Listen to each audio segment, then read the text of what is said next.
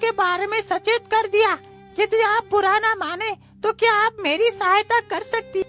हाँ हाँ बोलिए कौवे, मैं तुम्हारी क्या सहायता कर सकती हूँ? मैं आपसे बस इतनी सहायता चाहता हूँ कि तुम उस सर्प को खत्म करने में मेरी मदद करो। तुम उस सर्प को मारकर यही डाल देना, उसे मैं खा लूंगा, तभी जाकर मेरा बदला पूरा होगा और तुम उसके बिल में से सारा धन निकालकर ले जाना। अरे नहीं काग, ये नहीं हो सकता। लेकिन ऐसा क्यों नहीं हो सकता? कौवे, मैं तुम्हें क्या बताऊं, सियार रटे तो यह गति भई, अब तुम न रटो निगोड़े काग। अरे बेटी, तुम ये क्या बोल रही हो? आखिर ये कौवा तुमसे क्या बोल रहा है? अरे कुछ नहीं पिताजी, आप इस कौवे की बात छोड़िए, चलिए अब हमें यहाँ से निकलना चाहिए। नहीं पुत्री, पहले तुम मुझे सच्चाई बताओ कि आखिर ये कौवा तुमसे क्या कह रहा है और तुमने ये क्यों बोला, सियार रटे तो ये गति भाई, अब तुम न रटो निगोड़े काग, इसका क्या मतलब है? पिताजी, मैं इन पशु पक्षियों की भाषा को बोल और समझ सकती हूँ। सियार रटे तो यह गति भई का मतलब है कि मैं अपने कमरे में लेटी हुई थी, आपके पुत्र तो सो रहे थे, लेकिन मुझे नींद नहीं आ रही थी। तभी एक सियार की आवाज आई कि नदी में एक लाश बहती हुई आ रही है, जिसके दाहिने पैर में 2 रत्न छिपे हुए हैं। यदि कोई व्यक्ति मेरी इस बात को समझ रहा है तो वह नदी के किनारे पर आ जाए। यह सुन के मैं जल्दी जल्दी नदी के पास जा पहुंची। इसके बाद क्या हुआ पुत्री? पिताजी, मैं नदी पर तो पहुंच गई थी, लेकिन कोई खंजर नहीं ले जा पाई, जिसकी वजह से मैं अपने दांतों से ही उस लाश की टांग को फाड़कर उन दोनों रत्नों को निकाल कर ले आई। लेकिन यह सब कुछ करते हुए मुझे आपके बेटे ने छिपकर देख लिया। उन्हें लगा कि मैं एक डायन हूँ जो इंसान का मांस खाती है। उस सियार के चक्कर में पड़कर ही तो मेरी ये दुर्दशा हुई है कि मुझे अपने घर से ही निकाल दिया गया।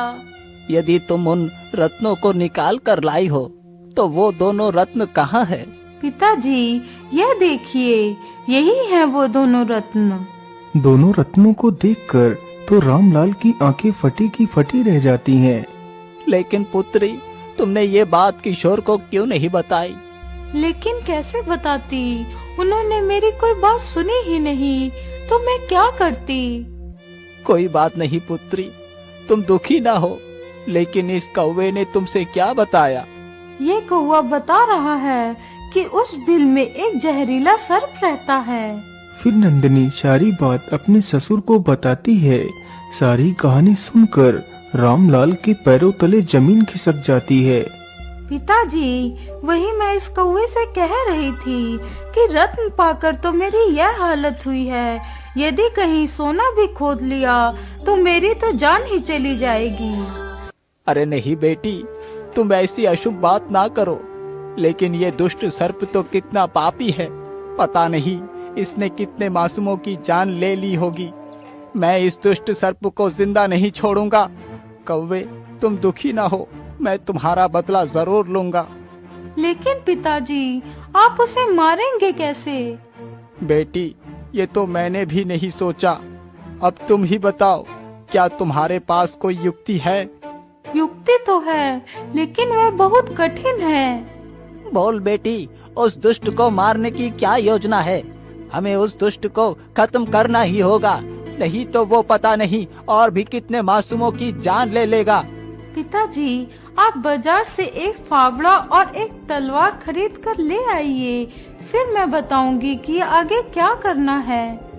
अच्छा ठीक है बेटी, मैं बाजार को जा रहा हूँ, लेकिन तुम इस वृक्ष के पास से हटकर कहीं दूर जाकर रुक जाओ। मैं जल्दी ही बाजार से वापस लौट आऊंगा। इतना बोलकर रामलाल सामान खरीदने के लिए बाजार की तरफ निकल पड़ता है। वह चलते चलते जल्दी ही बाजार को पहुंच जाता है।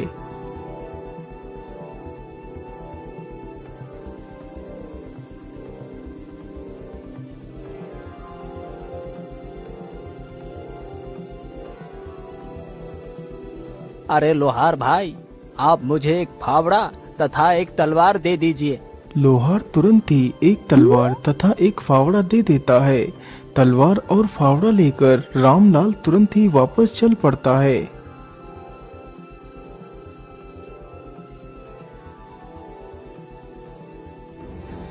रामलाल जल्दी ही उस स्थान पर पहुंच जाता है जहां पर उसकी बहू खड़ी हुई थी।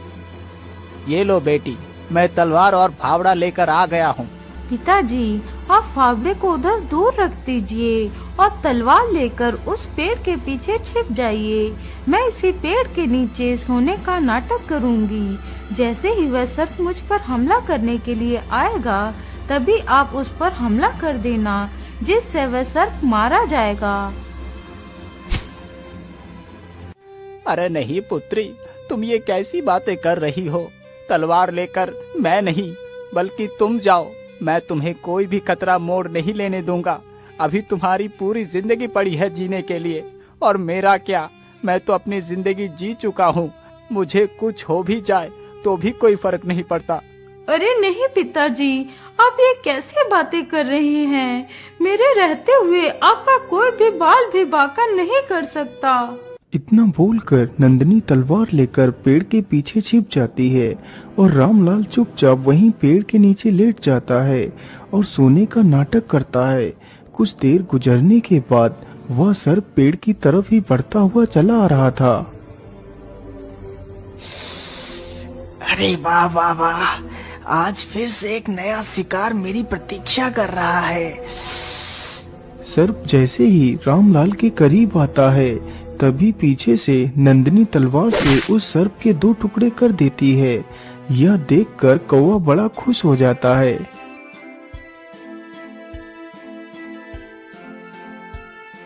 वाह बेटी वाह, तुम तो वाकई कितनी वीर हो। अब आप जल्दी से इस बिल को फावड़े से खोदिए। हाँ हाँ बेटी, मैं अभी खोदता हूँ। इतना बोलकर रामलाल फावड़े से उस सर्प के बिल को खोदने लगता है। कुछ देर खुदाई करने के बाद उस सर्प के बिल से काफी सारा धन तथा हीरे जवाहरात निकलते हैं। यह देखकर वह दोनों बहुत ही खुश हो जाते हैं। रामलाल जल्दी ही एक कपड़े पर उस सारे धन को एकत्रित कर उसकी एक पोटली बना लेता है। चलो बेटी, अब मेरे साथ घर चलो। हाँ हाँ चलिए पिताजी। अरे घर तो इधर है, तुम उधर कहाँ जा रही हो? लेकिन इधर ही तो मेरा मायका है। अरे नहीं बेटी, अब तुम्हारे मायके जाने की कोई जरूरत नहीं। तुम मेरे साथ अपने घर चलोगी। लेकिन पिताजी, यदि मैं वापस गई तो किशोर जी घर छोड़कर चले जाएंगे।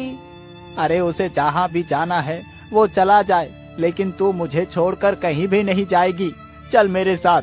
इतना कहकर रामलाल नंदिनी को भी अपने साथ ही ले जाता है। पिताजी, आप फिर से इस डायन को घर में ले आए। अरे बेटा, ये डायन नहीं है, तुम मेरी बात को सुनो।